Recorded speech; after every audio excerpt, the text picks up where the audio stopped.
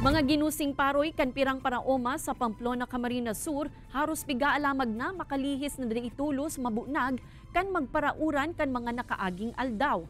Siring na sitwasyon, may dikit man subuot na bentahe para sa mga nagtatanom ni black asin red rice sa banwaan. Ang detalye aramunta sa pagtutok live ni Jessica Calinog. Jessica.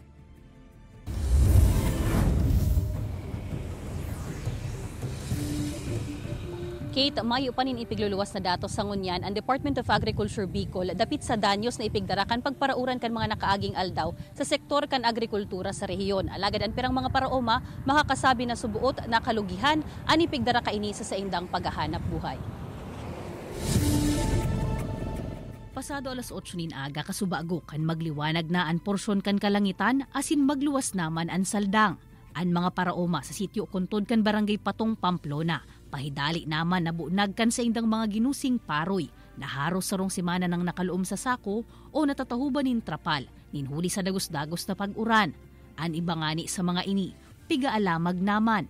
Basa-basa nga ni si paroy mi, pati itong bunag, maitom na, ay si banhi mi, maitom na po, hindi na dato pwedeng itanom. Paano ito mama? Hanap na lang kamo ito? Mahanap na lang po kaming banhi, itong hali sa, sa DE. Ang 61 anyo sa si Tatay Renato, nagtanom na kutaliwat nin paroy ka Nobyembre 13, alagad suminaktuman na nagparauran. Kayaan bagong sa buwag niyang paroy, interong nalapa. Ngunyan, nagbubunag na naman siya nin pantanom. Baka sakali, kung makatiming, salamat. So, kung umuran naman, yun naman, panibago naman kaya kang paroy. Ay, iyo, grabe ang gastos. Lalo na ngunyan ang gasoli, ang krudo, mahalon. Inabot naman in oran sa umahan ang nasa 7 sako nin ginusing paroy na inikan Pamplona Esperanza Riverside Agriculture Cooperative. Kan mahakot na pasiring sa buunagan. Sarong semana pang natahuban nin trapal nganing day mauranan. Ang resulta, maitom ng mga paroy asin mainit na temperatura sa irarum. Nag-iitom po siya dahil medyo mayo mo asin may mga duot po ning ano. Pag may mga duot po ang paroy, madali siyang mag-init. Kasabay na po siya sa pag-itom kang paroy. Nasa 60 to 70% na sa naman subuot kainian mapapakinabangan. Lasi inaan mamumulinong bagas, asin kung maipabakal man, mas barato sa kantidad na 35 pesos na sana kada kilo.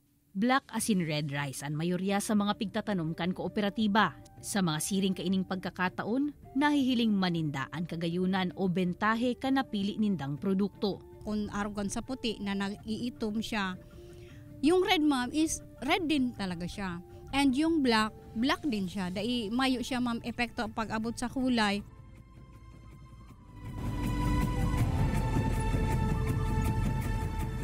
Padagos man kaitan paglaom kan mga paraoma na magdagos-dagos na ang mainit na panahon sa mga masunod na aldaw nganing makatapos naman sinda kan pagpapaalang sa mga ginusing paroy. Sunod naman kay nindang pigaandaman ang liwat na pagtanom para sa sunod na cropping season. Asin kasabay nga ni kaini ang pagiramduman kan Department of Agriculture na mag-file sinda nin crop insurance. Biski kaya igwanin El Nino, day manawawara ang posibilidad na magbagsak ang makusog na uran asin pwede man madanyaran ang mga umahan asin tanuman.